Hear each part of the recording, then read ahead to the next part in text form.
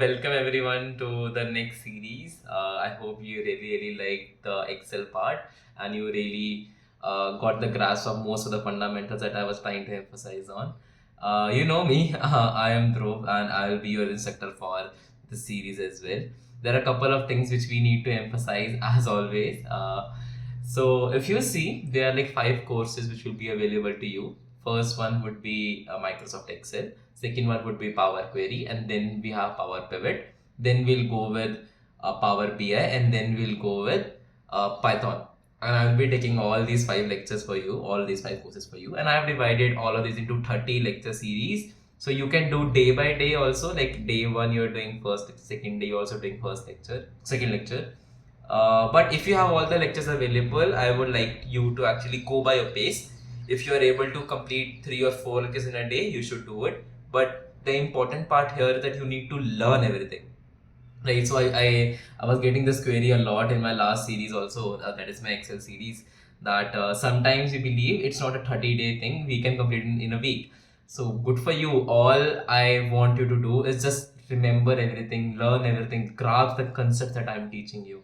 Right? If you are able to do that, then go ahead. That's all is required to complete the series. Don't wait for the next series, the next day for the next video. It's just a 10 to 20 minutes video that I'm focusing on until unless I have a very big concept. So I'll give you a brief about Power Query and Power Pivot. So you have seen in Excel also that we have like a lot of variations. So whenever we get the data in a very raw form, majorly they are like in a lot of numbers, or let's say quantity. The number of rows and number of columns are very huge, and most of the time we need to clean that data set.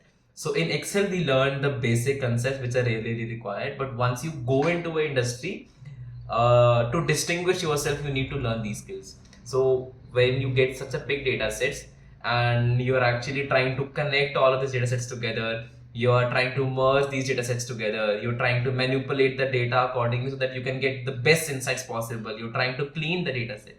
At that time, Excel might not be the best tool for you, and that's why we are going to use Power Query, and this entire lecture series is all about that.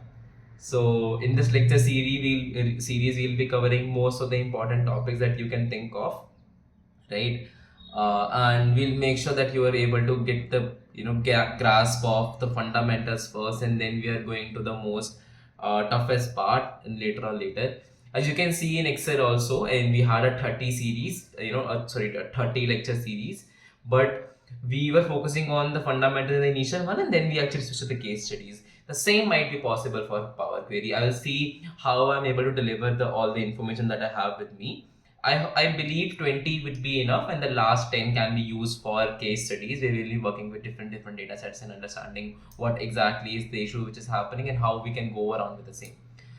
If you have to see what exactly we will be learning, that would be an add-in with Excel. So we'll working with the data set only. We'll be doing all the same steps that we were doing, but in a smarter way, in a better way.